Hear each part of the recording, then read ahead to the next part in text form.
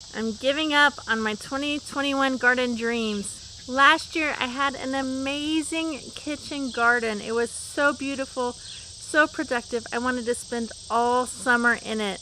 And this year I am having all sorts of problems. So I'm giving up. I've got just a little bit of things planted and I'm going to get what I can take from there and call it good. I started out this year with big dreams for my garden. In fact, I was going to double, almost triple my garden size, because in addition to my kitchen garden, I added the whole new sunshine garden where we had pigs last year. I had more than 300 seedlings started and ready to go. Everything was off to a magnificent start. And then this happened. In early March, Chris started having some pretty intense pain on his lower right back, and we thought it was muscular. In fact, on Sunday afternoon, we were at a class after church, and he was sitting on one of those metal folding chairs, and when he stood up, the back of the chair caught on something on his belt, and he fell to the floor and landed on his right hip. So we thought, okay, well, that makes sense, it's muscular pain there.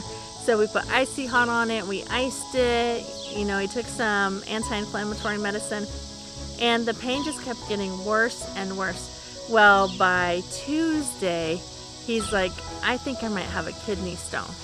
By the time Wednesday evening rolled around, he was vomiting. He was in intense pain.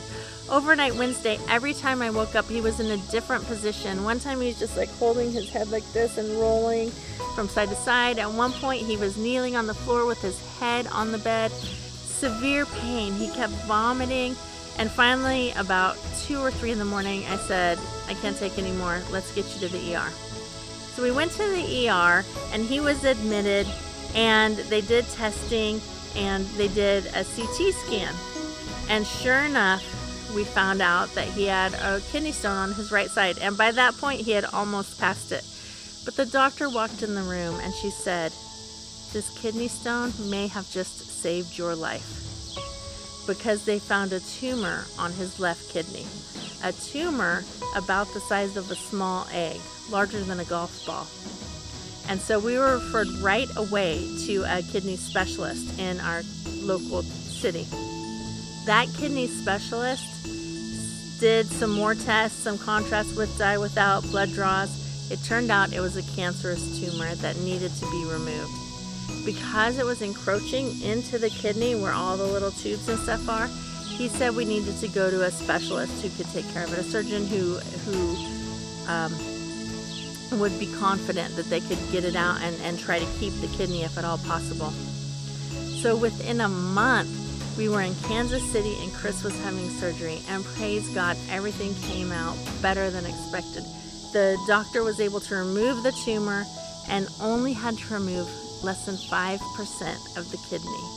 They were able to get clean margins, which means the tumor is all gone, they got all the cancer, and now we just have follow-up CT scans for a while, and as long as those stay clear, we're good. So no treatment, no chemo. So all things considered, with cancer, it's the best case scenario. However, from the time he was diagnosed in March until about 6 or 8 weeks after his surgery was late in April, I just had to let go of all expectations of myself. And I had to give myself the grace that I would tell someone else to give themselves in this sort of situation. And so for me, I told myself, during this period of time, I'm going to keep my husband alive and the animals alive. And that's all I'm going to worry about. I'm not going to worry about house cleaning. I'm not going to worry about gardening. I'm not going to worry about anything extraneous, just as long as I can keep those people alive. Caring for somebody post-op is pretty intense. My mother-in-law came to help. My daughter came to help. I returned to work, but it's still exhausting. It's still a lot of work. And so the garden kind of got let go, and it has been not a great gardening year for me. It's bittersweet. I tease my husband. I tell him God had to knock you off a chair to get you to the doctor, because we probably would have never gone. He might never have found this tumor in his kidney. I might have lost him to cancer. So I'm glad my husband is alive I'm glad that I gave myself the grace to just focus on the important things and let other things go. But it's been really hard for me to see the garden in the state it's in. We have these plants, these, I call them weeds, other people love them. It's lamb's quarter, and when they're young and small and tender, they're really good. They're good for you, but they seriously grow into these trees. It's nuts, and they have overtaken my kitchen garden.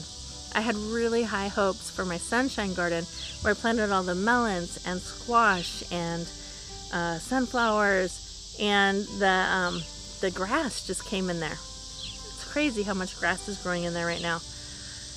Honestly, it's been discouraging enough that I haven't really even wanted to be in the garden. So I'm just kind of getting in there doing bare minimum to keep the few little things that are in there alive. I've got a couple tomato plants, I've got some peppers, some cantaloupe, some butternut squash, a couple broccoli, just a few little things, not nearly the 300 seedlings that I started with.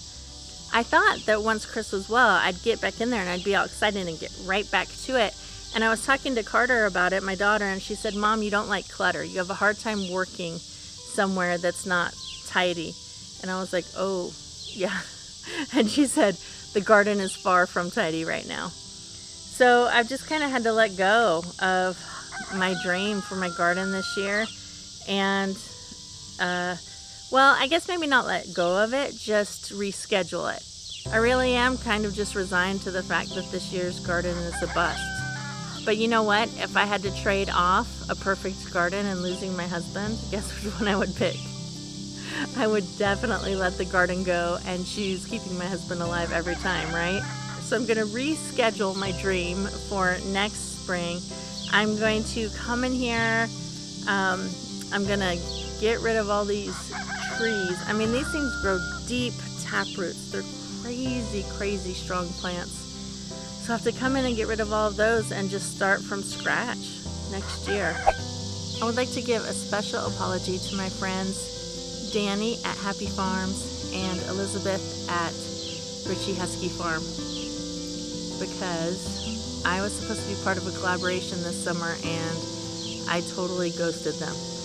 Didn't even tell them that I wasn't going to do it because I thought I was. I kept thinking, I'll do it. I'll do it. Even like clear up, I was like, oh, maybe I can plant it for fall.